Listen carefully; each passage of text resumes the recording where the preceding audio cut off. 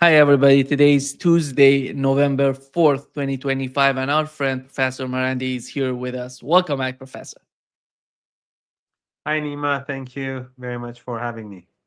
Let me start, Professor, with what has happened with the case of Lebanon and Hezbollah. It seems that a lot of pressure is, and the West is putting on the government in Lebanon. We've learned that behind the scene, maybe the Arab states are doing their best in order to disarm Hezbollah in Lebanon. And the other day, what was amazing to hear that the government in Lebanon has decided to send the army to the southern part of Lebanon to confront Israel. What is going on in Lebanon, in your opinion, and how do you find the position of the government when it comes to disarmament of Hezbollah? Lebanon is always complicated, and now it is no different. The United States and Saudi Arabia, among others, but in their own ways, they are putting pressure on the Lebanese government to confront the resistance. And this has always been a challenge for the resistance in Lebanon. I've said in the past that there's a big difference between the situation for Hamas in Gaza, historically speaking. I don't mean at the moment, um, and Hezbollah in Lebanon. Lebanon is a country where the Americans have deeply infiltrated uh, all of the institutions of power, and so have their proxies and their allies, whether it's the Europeans or the regional uh, regimes that are in the American camp, whether it's Turkey and Qatar or Saudi Arabia and the Emirates, or all of them have influence or in Lebanon. And Lebanon is not a very large country. And until a couple of years ago, Syria was supportive. Gradually, President Assad, in order to gain a more favorable uh, position, he tried to improve relations with Saudi Arabia and the Emirates, and uh, and also decrease cooperation with the resistance. So it became more and more difficult for Hezbollah. Gaza has always been different. Gaza has been surrounded and under siege for many, many years and regularly attacked, and uh, the population starved. We've always been hearing from decent people that this is the largest concentration camp in the world, and now it's the largest death camp in the world. However, Hamas has always had faithful allies, and inside Gaza, there's always been uh, unity, and Hamas has always been in control. That's not the case in Lebanon. So Hezbollah has always has a problem of being stabbed in the back, of different parties conspiring against it, parties which have a huge amount of money coming from different sources, whether the West or the Persian Gulf or elsewhere. So the pressure's always been on Hezbollah. And now, of course, the United States and the Israeli regime are pushing their hardest to end the resistance in Palestine, to finish off the Palestinian people. And the pressure that's being put on the Lebanese government uh, is being done in order to bring about the final solution, to destroy the the resistance in the south, and to make the Israelis feel very comfortable with any intrusion that they would like to make in future. And of course, Syria is now in the American camp. Jolani, as we've seen, is very close to the United States. We saw his love fest with Petraeus. We've seen him constantly interact with Zionists and and allow Zionists into the country. So it is difficult for Hezbollah, but the fact that the government has sent the army to the south is partially under pressure from the public, because the Israeli regime is bombing Lebanon on a daily basis and murdering the people. Just today, they've uh, killed one person at least, or at least they destroyed a vehicle near Nabatea. I don't know if anyone was killed, but from the images that I saw, I think probably there were deaths or a death.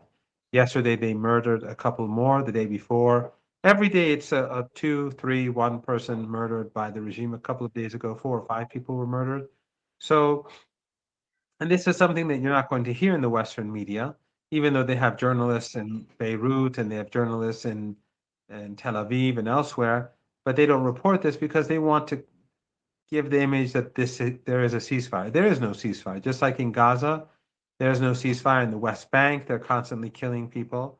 Um, more on average since October the 7th, more than one Palestinian has been murdered a day in the West Bank.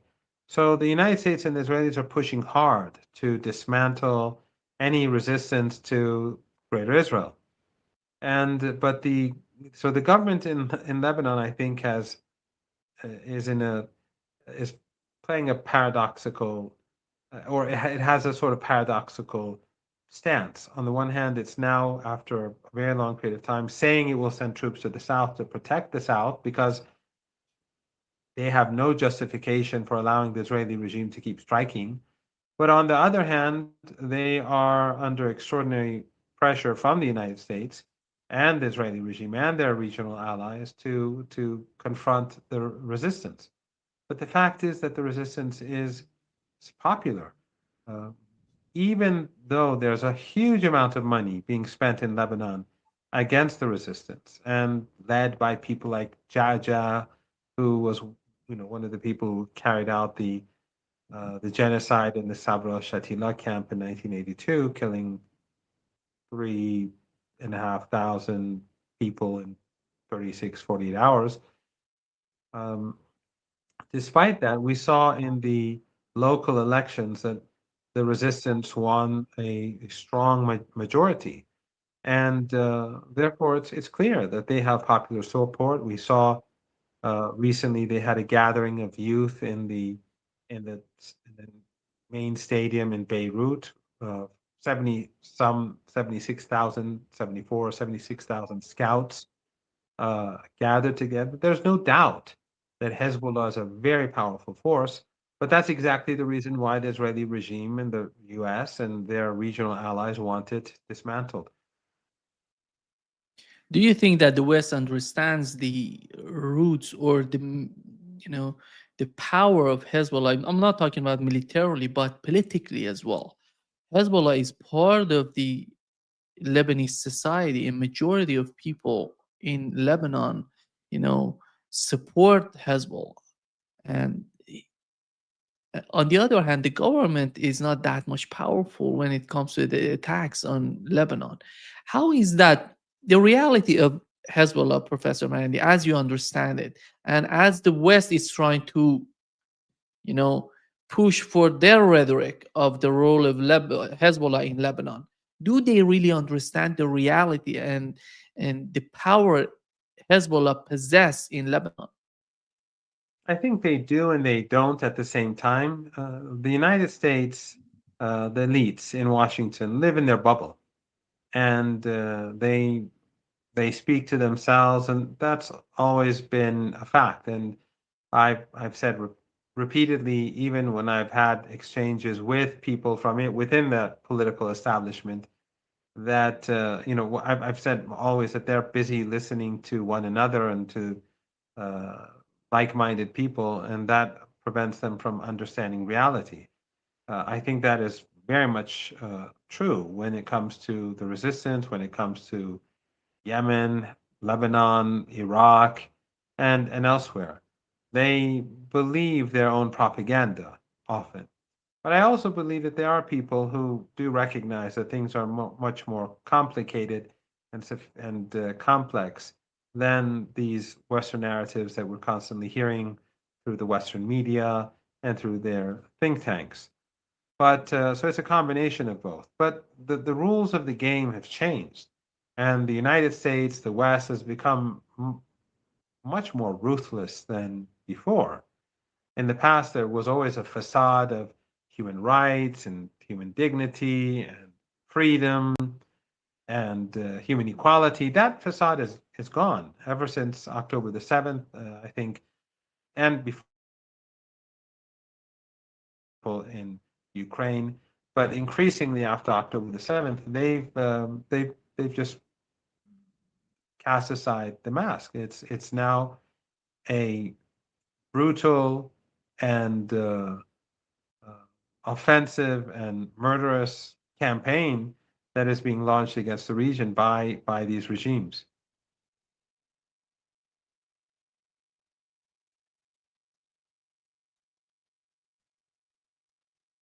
Can you hear me?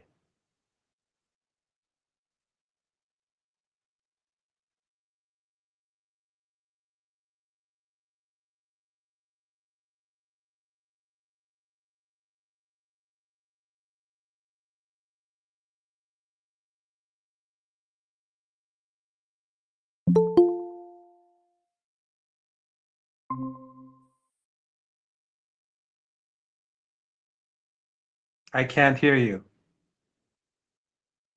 Right now, how about now, Professor Marandi? Can you hear Yes, me? yes, Yeah, yes. I don't know what happened. Was it on yeah, my side? yeah. I don't know. It was you disconnected and connected again, reconnected Okay, again. Yeah, and okay. let So me. where did I get cut off? Yeah, Okay, yes, you were let's you go. were talking about you. I don't know if you finished your point in terms of Lebanon and the reality of Hezbollah in Lebanon and the power they possess in Lebanon.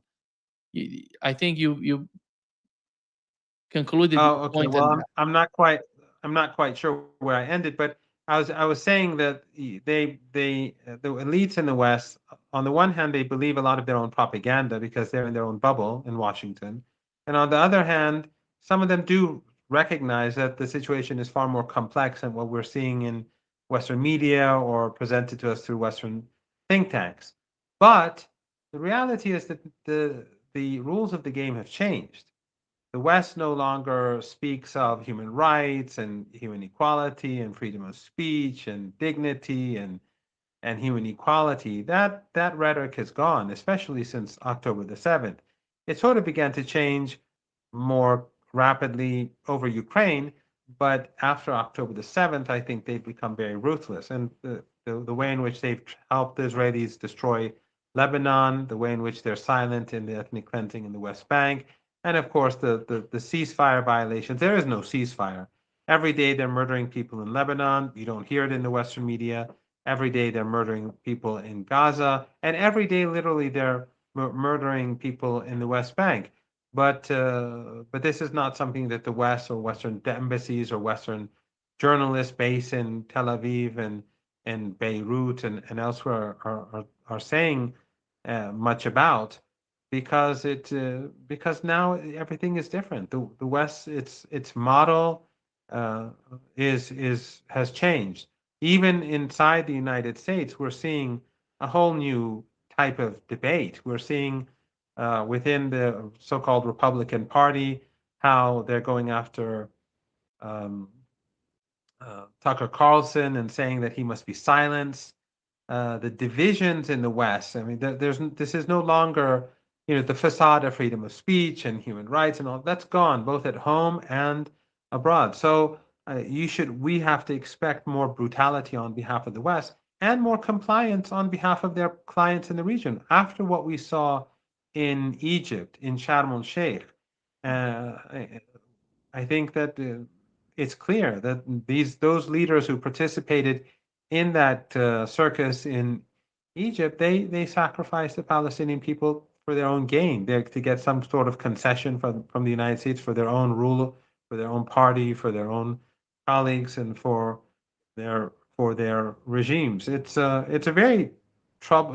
These are very dark times, but ultimately I believe that the key changes in this region that are not working to the benefit of the West is the fact that the Israeli regime has been delegitimized in the eyes of the international community, forget the West, and the eyes of the public, including inside the West, and that the axis of resistance is seen increasingly as the only honest resistance to genocide. And if anything, people are expecting more of the axis of resistance. and so I think that this shift in mentality across the region and across the world is something that makes it the last 2 years a loss for the Israeli regime. Let me ask the opposite way. If you want to disarm Hezbollah in Lebanon, you have to have a government in Lebanon that is much more powerful than Hezbollah. Is that the case? Yes, but also you have to keep in mind that many people in the armed forces, many people in government employees are sympathetic to Hezbollah. The majority of the Lebanese vote for the coalition that Hezbollah leads. So if they're going to turn the army against Hezbollah, then that is going to divide the army. In addition to that, the United States does not want to see a strong Lebanese government. They don't want to see a strong Lebanese army because they don't want Lebanon to be able to defend itself. The reason why the Israelis can bomb Lebanon day and night is not because the Lebanese armed forces have never heard about air defenses or defenses against drones. They can purchase very good anti drone defenses from China. The fact is that they don't have permission from the United States to purchase such weapons, to obtain such weapons, because the United States wants Lebanon to be defenseless.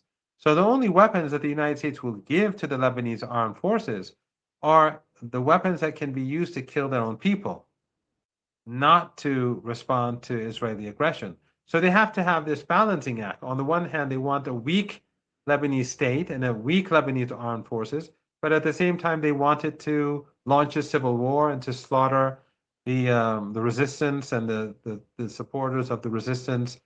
Um, and that's simply not going to work. The resistance will definitely come out on top.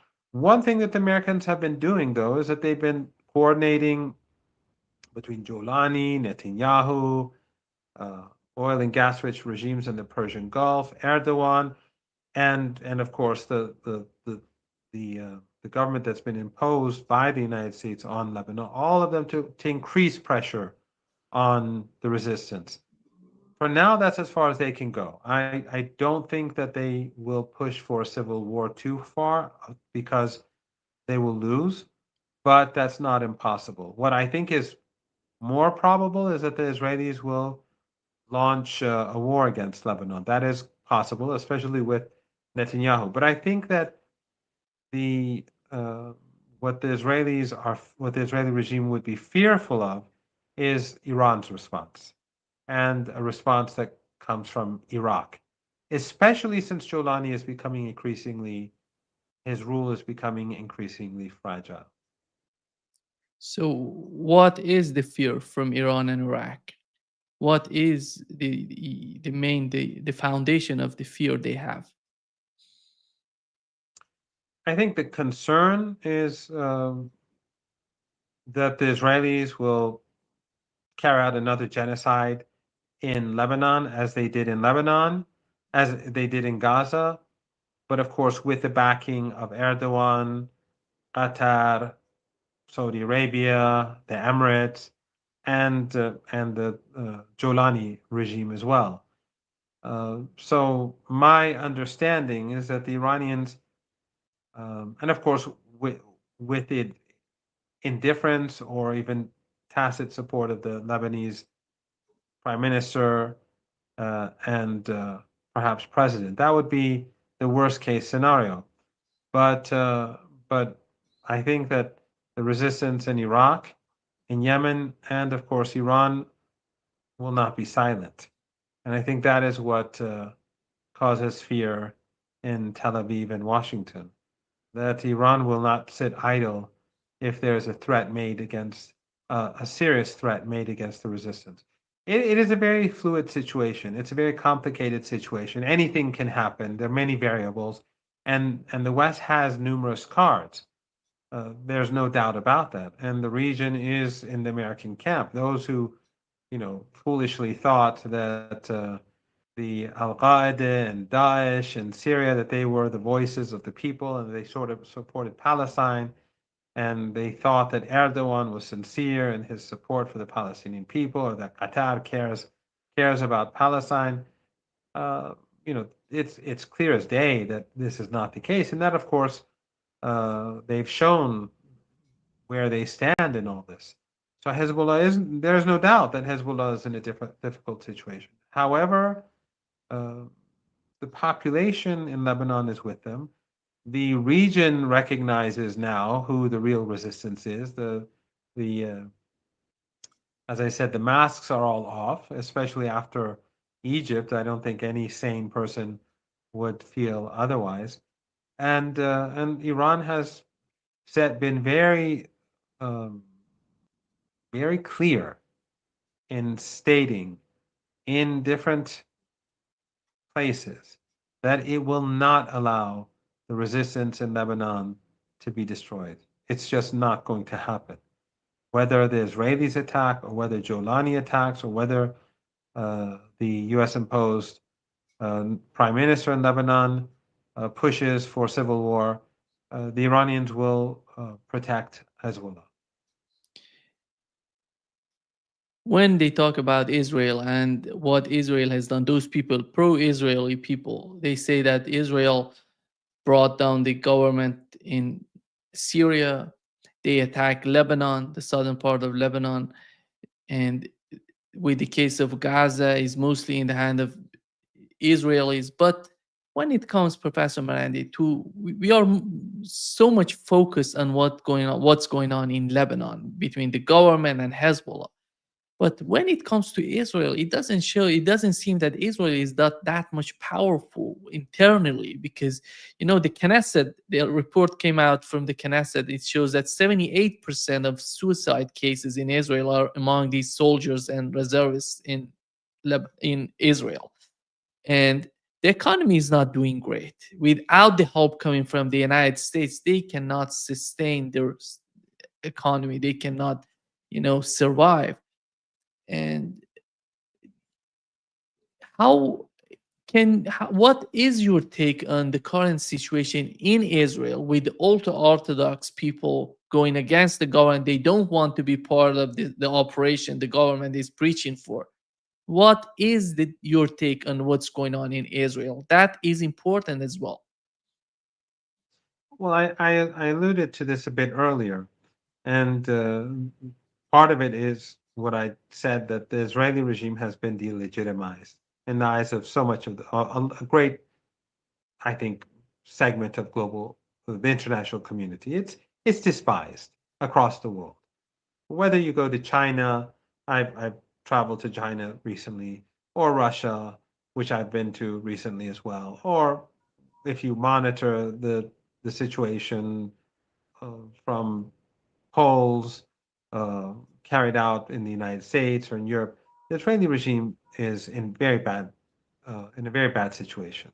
And as I said, on the left and then among liberals, and on the right, increasingly, it's being attacked by uh, political activists, by public figures, and Christian Zionism is definitely on the back foot, and MAGA is turning against Zionism. So the elites in Washington are firmly supportive of this genocidal regime, but the people are not at all happy with what's going on. That is a huge loss. Both the fact that the situation is changing across the world, but also in the West as well, because that makes Zionists worried about their future. In addition to that, as you rightly point out, Israeli society is deeply fragmented. The Ashkenazis are not happy. The Ashkenazi Jews are not happy. The sort of Western oriented liberal Jews are not happy with, although they're just as genocidal, but they're not happy with the way in which Israeli society is being now increasingly controlled by the right wing Zionist fanatics, religious Zionist fanatics. And the divide in Israel is immense. The economy is not doing well. People are leaving the country. Investment is not coming in unless it's forced in. It's forced by the United States. But in general, no one from China is going to invest in Palestine anymore. So it is not a good situation, and they have not won in Gaza. Yes, they've slaughtered many people, they've taken territory, they've destroyed the infrastructure, but Hamas is still there. And Hezbollah, they've reorganized. They are so powerful. The Israelis are killing people now, but what they're doing is that they're undermining their own supporters in Lebanon by showing that the regime in Beirut does not care for the people of Lebanon. Every day they're murdering citizens, and Beirut is quiet. And that's basically showing everyone that the prime minister is a tool, he's an agent, and he has no problem with the slaughter of those who live near the Israeli regime. And it shows the president in a very poor light as well. So each murder, and also it's showing that the Israeli regime is not abiding by ceasefires. It shows that the West supports these murders because they're the guarantors, whether it's in Gaza or in Lebanon. And of course, as I said, what's going on in the West Bank, all of these are like they are keeping the region near boiling point. And as I've said often to friends, that the West always says that everything, whenever they think that the situation is getting better for them, things get worse. The Arab Spring or the awakening, it it was an explosion that happened due to a small event, or a person who burned himself alive in Tunisia because of his local grievances. He never expected such upheavals to take place. So the situation today in the Arab world is far worse. It's far worse. And the status of the West and the United States there has gone down immensely because of their support for genocide and the Holocaust. So each death is, I think, making it more difficult for U.S. allies in Lebanon, and it's increasing the anger and rage and outrage towards the Israeli regime across the board. It's they can kill a few people, but ultimately it's going to come back to haunt them. Donald Trump, in his latest interview on 60 Minutes, said that the ceasefire is not fragile and is working. What does that mean when it comes to the attacks that Israel is just throwing new bombs? We've seen new footages coming out of Gaza. They're using new sort of bombs in Gaza. It's unbelievable what's going on in Gaza. And how long these people who signed, the agreement, who went to Egypt, gonna support the ceasefire? And then are we gonna see some sort of objection, some sort of protest against what's going on in Gaza among those countries who participated in Egypt in the summit? No, none of those governments are going to stand up against Trump. That's just out of the question. You're never going to see any of these people may take a stand where they have to sacrifice or make sacrifices for the Palestinian people. That will not happen. These governments all have continued to maintain their ties with the Israeli regime during the over 2 years of genocide. They either have political relations, open political relations, or economic relations, or both. So don't expect any of them to do anything extraordinary. Trump, of course, he also says that the negotiations and the deal in Seoul with the Chinese was the negotiations with President Xi were it was 12 out of 10. So we can't really take anything that Trump says very seriously. It was clear after we've been reading through the statements put out by the two sides and listening to the experts that the Chinese had the upper hand. It's clear. Even a person like myself with very little knowledge of economics, listening to the experts, it's clear that the Chinese have the upper hand. Yet Trump will call it 12 out of 10. I don't think that it is uh, clear what will happen in Gaza in the days, weeks, and months ahead. But if the Israeli regime pushes beyond a certain point or continues to do what it does after a period of time, uh, there will be uh, no way for the resistance to remain silent in Gaza. And the resistance in Gaza, as in Lebanon, they want to keep the public on board. They don't want to be seen as putting people in harm's way for no reason. And that is why Hezbollah has so far been has not been responding to the deaths, the daily deaths. But what it is doing, it is showing that Hezbollah was right, and that the Israeli regime does not abide by its commitments, and that the Lebanese government is unable or unwilling to take care of the Lebanese people. So the more this continues, it's strengthening Hezbollah's argument. The same is true in Gaza. The Hamas was trying to be pushed into a position by Trump because Netanyahu had failed. If he was succeeding, Trump would not put forward this fake peace plan that was endorsed by all these traitors who went to Sharm el Sheikh. But what Hamas did and its allies, Islamic Jihad and others did with it, was that they took the Trump plan and accepted the plan under certain conditions. And by doing that, they prevented Trump from showing them this to be um, seeking conflict and war. They were able to show themselves as responsible actors and not allow Trump to use propaganda and the Western media apparatus to demonize Hamas in the eyes of the public, because the world wanted the genocide to end, and Hamas did the smart thing. They allowed it to end. Right now, Hamas wants the people to be protected. But when the Israeli regime starts killing people on a regular basis and continues with its ethnic cleansing in the West Bank, then the consensus will grow among Palestinians and people outside of Palestine that this is not a ceasefire and that this cannot continue forever. So I was saying before, the Israeli regime can kill people and satisfy their bloodlust, but by doing so, they are strengthening the argument of both Hezbollah and Hamas and Islamic Jihad and Ansarullah and all those who are on the axis of resistance. And what they do is that they put the regimes in the American camp in the region, which are almost all, except for Turkey, almost all of them are authoritarian family regimes. It puts them in a it increasingly puts them in a difficult situation, because restarting this genocide is going to bring the outrage to a new level.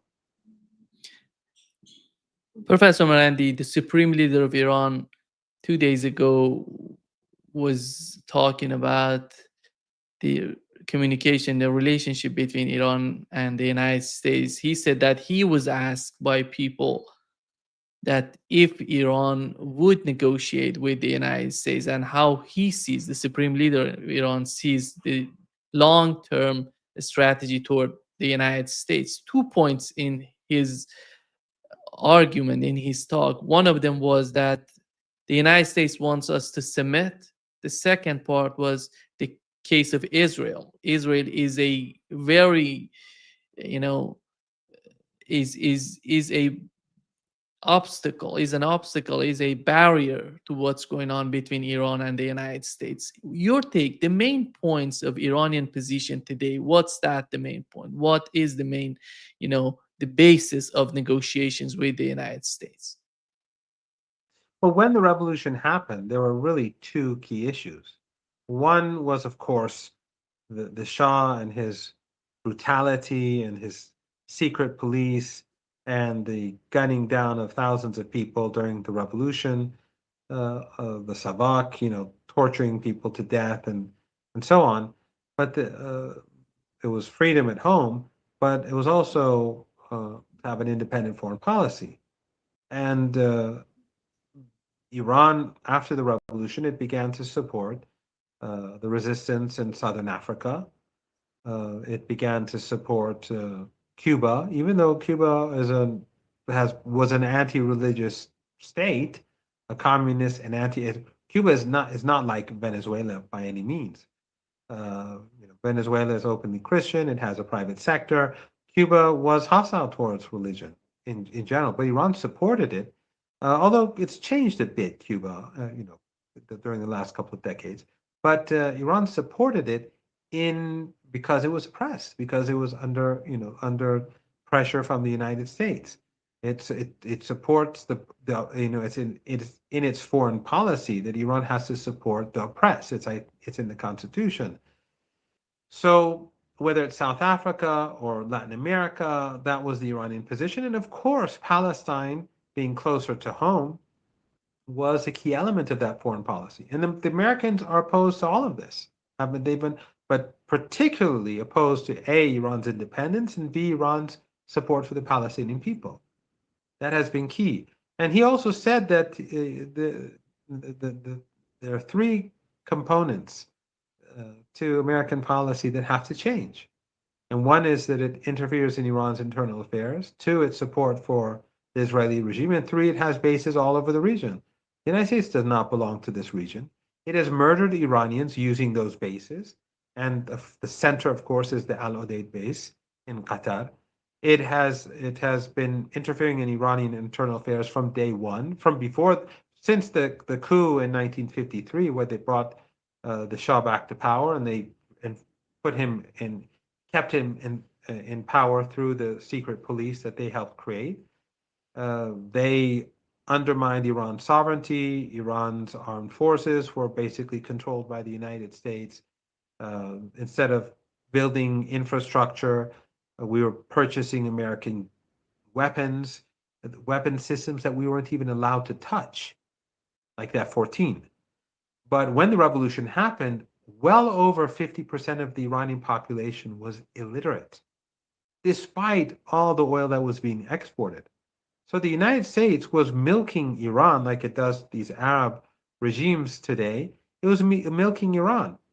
And that for Iran was, that interference was unacceptable. That's what led to the takeover of the U.S. embassy, because after the Shah killed all those people, the U.S. gave him sanctuary. And so he was a mass murderer, and the Americans let him in, and the Iranians were afraid that the Americans were preparing for another coup, a repeat of 1953, and that's why they took over the U.S. embassy. It was a sort of insurance card. They didn't want another Maidan, they didn't want to have Maidan like we saw in Ukraine. Imagine if there was no U.S. embassy in Ukraine in 2014, we probably wouldn't have a couple of million dead people right now due to the war. They say that I said this just recently, that they say the reason why there's no coup in the United States is that there's no embassy there. There's no U.S. embassy there, and that's basically the truth about U.S. embassies, that they are a source of instability. After the revolution, the U.S. supported Saddam Hussein. It helped him with to use chemical weapons through military intelligence. They allowed their allies to provide chemical weapons. And of course, they supported terrorist organizations, and they continue to do so as we speak today. And we see them active on the Pakistani border. We see them active from Iraqi Kurdish areas. That's what they're doing. And they're constantly trying to undermine the country.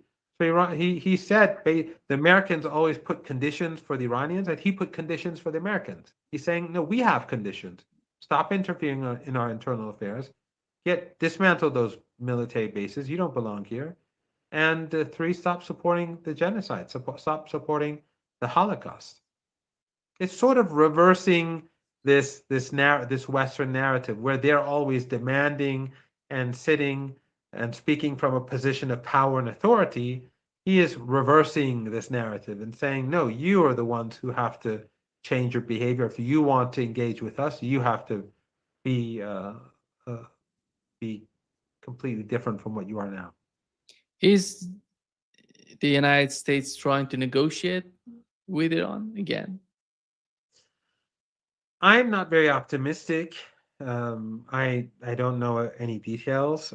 I don't think that anything at the moment in particular is happening. But there's no doubt that the Iranians have been strengthened after the 12th Day War. There's no doubt about that. And the Americans are not in an ideal situation.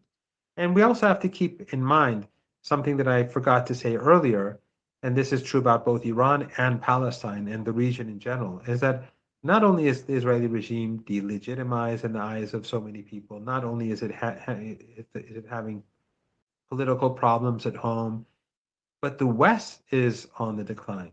And the Israeli regime is completely dependent on the West. It's not an independent entity. It gets billions upon billions of dollars every year in support from Europe and the United States. And as the West declines, then so do the fortunes of the Israeli regime. So you see people in the West turning against it, uh, influential people turning against it, Tucker Carlson, Candace Owens, even Steve Bannon in his own way, for whatever reasons, they're turning against it. This does not bode well for the regime.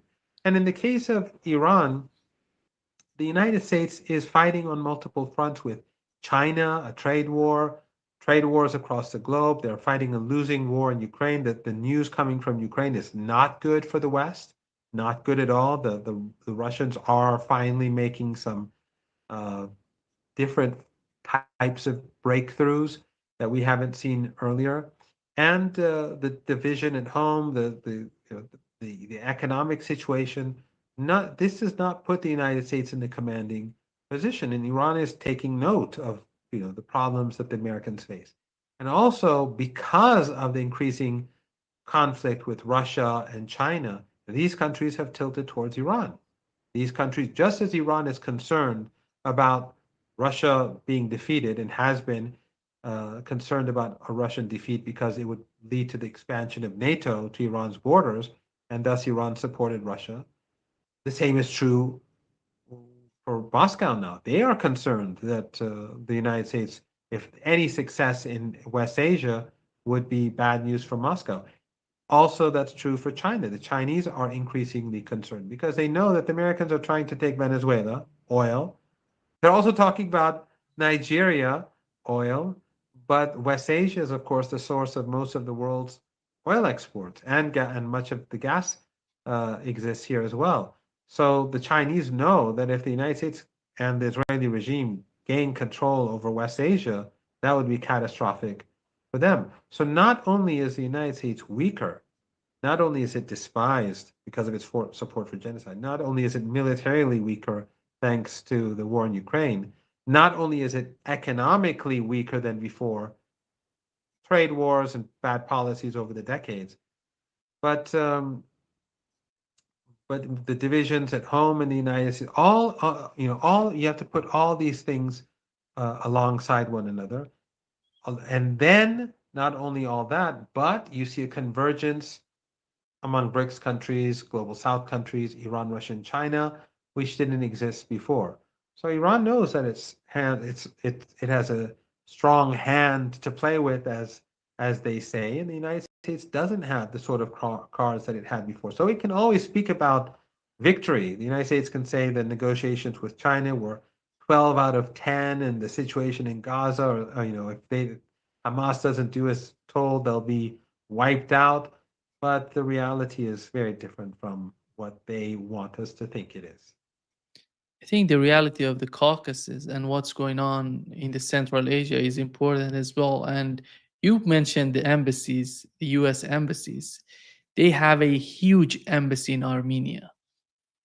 And what is that, in your opinion? What can be done into Armenia to just turn it against Iran, China, Russia, maybe China, and somehow destabilize the Caucasus? Well, the United States wants to separate Iran and Russia. So they want the Republic of Azerbaijan to be a tool, and it is to a degree. The Aliyev is an ally of Netanyahu.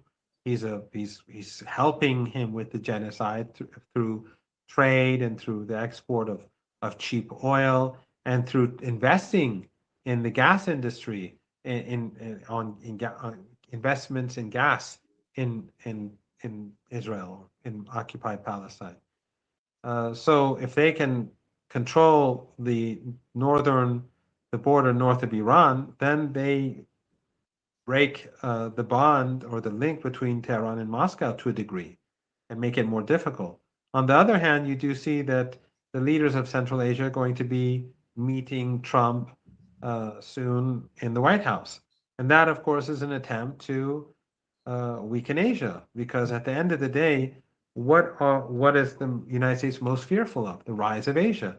That's why Erdogan and Qatar and others have been training all these terrorists from Central Asia, from China, from Russia, because ultimately instability in Asia will help the United States maintain its hegemony. So the United States is building up terror groups, ISIS and Al Qaeda and their affiliates, and it's also trying to draw Central Asia away from their neighbors. I don't think it's going to succeed. This this attempt, the meeting between Trump and the Central Asian leaders, because at the end of the day, the United States doesn't have the sort of resources that it once had, and these countries need good relations with Iran, Russia, and China. China is the global, it's the global engine, and so if they antagonize these countries, it's not going to bode well for them. So I don't think that there will be much success, but you can see what the Americans are trying to do. They're working in the Caucasus, they're working in Central Asia. Well, which countries are uh, affected? It would be Russia, Iran, and China. You mentioned that this time around Iran be ready for any sort of war. And if Israel decides to attack Iran again, we know that Iran has decided to come with a new council, Iran's Supreme Defense Council that is working with the National Security Council, under the National Security Council. How prepared, mentally, I'm talking about, politically and militarily, is Iran today, comparing what it was before the war between Iran and Israel? When like in winter, or when we were kids, I haven't gone swimming for years, but when we were kids, if you wants to go into a swimming pool and it was cold, they put their toe in and they pull their toe back. It'd be difficult to getting in was a sort of it was a process, but once you jump in, it's normal. The 12-day war had that effect on Iran. And by the way, so did the so-called snapback uh, provisions within the nuclear deal, the JCPOA. Because before the Europeans actually used the snapback, or attempted to use the snapback to be more precise, many people were concerned about what will happen afterwards. And that created a lot of turbulence in the Iranian market. We may have discussed this earlier. But after this played out, it didn't end well for the Europeans. First of all, they lost their special privileges to communicate with Tehran because they destroyed the nuclear deal. Second of all, they have no more cards to play with. And third of all, the snapback didn't turn out to have some tremendous or major impact on the Iranian economy. And most importantly, the Russians and the Chinese said we don't accept it. And that, I think, was devastating for the West. So now people are no longer in Tehran talking about the snapback and what's going to happen. No one expresses any concern about how this is going to affect us. So the notion itself, if the Europeans had preserved that weapon, they could have always made many ordinary Iranians feel concerned. But after they give up that weapon, then there's nothing for the Iranians to be scared about, or ordinary Iranians, economically speaking. The same is true with this 12-day war. Before the war actually took place, people were saying, what would happen if there were airstrikes? Well, there were airstrikes, there were attacks, and they tried as hard as they could. What would happen if the Americans attacked? Ultimately, we saw both this happen, and that the country remained in place. The country started hitting back. The only difference now is that people have experienced war, and that the state sees and the armed forces sees its weaknesses and strengths, and it can build upon them. Whereas the Israeli regime, it gave it its best shot. They don't have any hidden technologies that they weren't using, because that attack was an attack to end Iran. They were hoping to, I mean, they were foolish. And it was clear as day, even on the day one, when I was giving interviews, it was clear to me that they would not succeed. It was upsetting the first few hours, especially because of all the people that they'd murdered. A building not far from where I live, I told you before, they murdered roughly 70 people, killing 25, 30 kids just so that they could murder one person. And the Western media called this a intelligence coup. That was, that just shows how genocidal they are. But it was clear that they would not succeed, though. But now, from at least in the eyes of many of us, but now for ordinary people, that fear is no longer there. They know that Iran can hit back. They know that Iran has missile capabilities. They know that the snapback wasn't all that important, and Iran is now more invested in its new relationships. Even the liberals in Iran, even those who are traditionally pro West, they recognize that we have to build relations with Russia and China. And they see how the Russians and the Chinese took the right steps with regards to the JCPOA and the snapback provision. So this is not good for the United States or Israel. But they can always say that, yes, Iran is weak, Iran is collapsing, Iran is much weaker today. Its so-called proxies, as they like to call Iran's allies, they're all weak. Yes, they'll say that, but they've been saying that for almost 50 years now, and they'll continue to say it in future. But I think that they should look more in the mirror and see that things are not looking good at all at home. And the Iranians are watching. The Iranians are watching what's happening over Charlie Kirk. They're watching the debates that are taking place in the United States over Zionism and over funding the genocide. And they're watching how the United States and Europeans are losing in Ukraine, and how the Chinese got the upper hand at the negotiating table, and how the United States and its allies are despised because of this, the Holocaust in Gaza. Things are not going as well as the West wants us to think. Professor Marandi, we had Tulsi Gabbard talking about the regime change and how devastating that was before, and the United States has done it many times, and it seems that the head of, if we consider Tulsi Gabbard as the head of intelligence in the United States, he doesn't agree with Donald Trump and his position on Venezuela, Iran, and even in somehow you can say that in Lebanon, because but what is that? You've mentioned Tulsi Gabbard, you mentioned Tucker Carlson, Candace Owens, but within the Trump administration, we have these sort of differences. It seems that Tulsi Gabbard somehow was, you know, uh, she's now isolated, because in the case of Epstein, Kash Patel, the head of FBI, didn't let to her envoy being, to see what's going on with the case of Epstein. In the case of Charlie Kirk, as you mentioned, yeah, it's the same. And where are we with Tulsi Gabbard and these people within the Trump administration?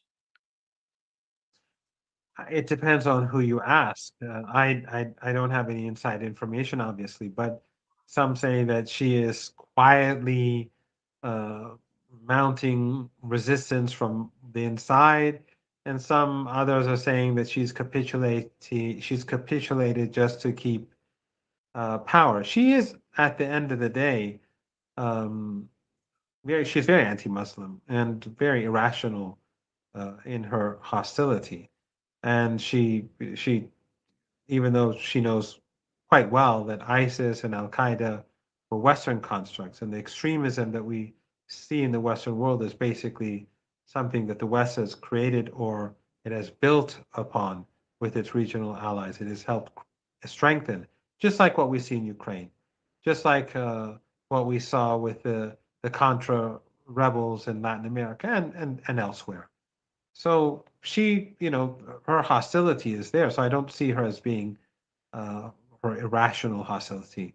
So I don't see her as like a completely sane voice, an objective and fair-minded voice. But she was different, and she spoke out earlier before she was in government against invading Venezuela. And I think her statement here was possibly a form of resistance. But again, the Trump administration is pure chaos, and nothing that nothing that comes out of the White House or those affiliated to the White House can be taken very seriously. Right now, we have a deal between the United States and China. Do you think that the Chinese are confident that the United States will implement the deal? From what I've heard from the Chinese themselves, friends, they have no confidence whatsoever. It's all wait and see. Do the Russians have any confidence in anything that Trump says? Not at all. They were supposed to meet and they weren't, they don't have confidence. So the fact that she says that there's no, the regime change era is over, does that mean anything at all? Not necessarily. It could mean just her attempt to dissuade, to make it more difficult for a regime change operation. And it could just be a cynical position of hers. I think it's fair to say that we can understand Ayatollah Khamenei. We can understand the positions taken by the Chinese leaders, President Xi, President Putin, and many others.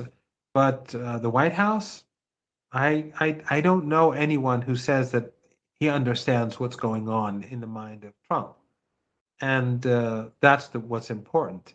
And everything that the head of the FBI says, or Tulsi Gabbard says, or any other senior official really isn't all that important unless we know what's going on in Trump's head.